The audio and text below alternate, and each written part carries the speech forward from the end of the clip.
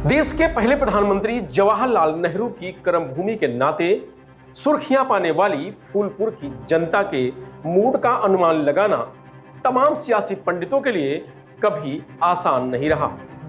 इस बार के उपचुनाव में भी यही स्थिति है। मुद्दा कोई है नहीं, जातीय गुणाभाग के बीच सीधी लड़ाई समाजवादी पार्टी और भारतीय जनता पार्टी के बीच नजर आ रही है।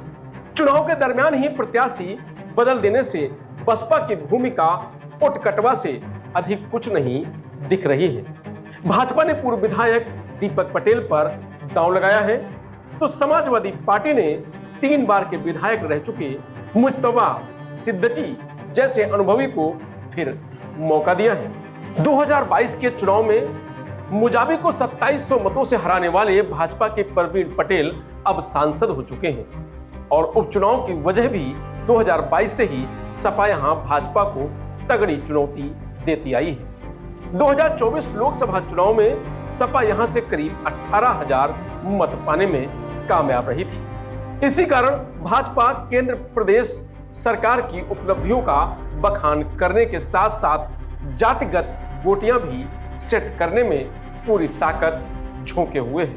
4 लाख से ज्यादा मतदाताओं वाली इस सीट पर 70,000 से ज्यादा कुर्मी वोटर हैं। सवर्ण मतों के साथ जुड़ाव को साधे रखकर भाजपा फिर दीपक को विधानसभा पहुंचाने की कोशिश में है। वहीं दूसरी बड़ी बिरादरी यादव है, जो मुस्लिम यादव समीकरण के कारण मजबूत स्थिति में दिखती है। लोकसभा चुनाव में अन्य पिछड़ी जातियों और दलितों का भी साथ मिल जाने से भाजपा बमुश्किल 4300 मतों से जीत पाई थी। इंडिया गठबंधन के नेता केंद्र और प्रदेश सरकार की विफलताएं गिनाने के साथ ही पिछड़ा दलित अल्पसंख्यक का जातीय फार्मूला ही फिर लगा रहे हैं। लोगों की माने तो उपचुनाव तो सत्ता पक्ष के दबदबे का होता है। कुछ ही लोग हैं जो मुद्दों को देखकर वोट देते हैं। लोगों का कहना है कि नीवी, झवैया, दुबावल जैसे इलाके हर साल बाढ़ से लंबा नुकसान झेलते हैं। यह इस चुनाव के मुद्दे नहीं हैं, लेकिन लोगों की मांग बाढ़ का समाधान ही है।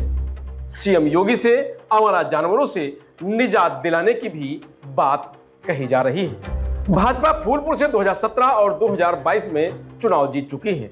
पार्टी की निगाहें हैट्रिक पर हैं। सपा ने इस सीट से मुस्लिम प्रत्याशी को उतारा है। इस वजह से भाजपा का पूरा फोकस कुर्मी, मौर्य, दलित, कुशवाहा और सवर्ण बिरादरी के वोटरों पर है। वहीं सपा के परंपरागत वोटरों के कारण गठबंधन प्रत्याशी अपना समीकरण मजबूत मानकर चल रहे हैं। हालांकि बसपा भी यहां छुपा रुस्तम साबित हो सकती है। फूलपुर में कुल 4,07,000 मतदाता हैं, जिनमें 2,23,000 पुरुष और 1,83,000 महिलाएं हैं। जातीय समीकरणों के लिहाज से ओबीसी निर्णायक भूमिका में है।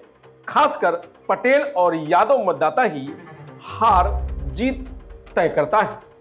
बसपा प्रत्याशी जितेंद्र कुमार सिंह नए नवेले हैं। उनकी दुश्वारी यह भी है कि पार्टी ने शिवबरन पासी का घोषित टिकट काटकर उनको उतारा था।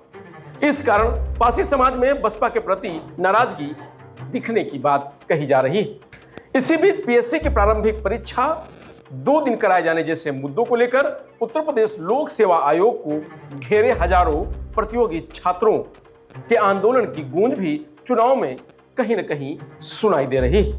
2022 के विधानसभा चुनाव में भाजपा के प्रवीण पटेल ने सपा के मुर्तजा सिद्दीकी को 2723 वोटों से हराया था।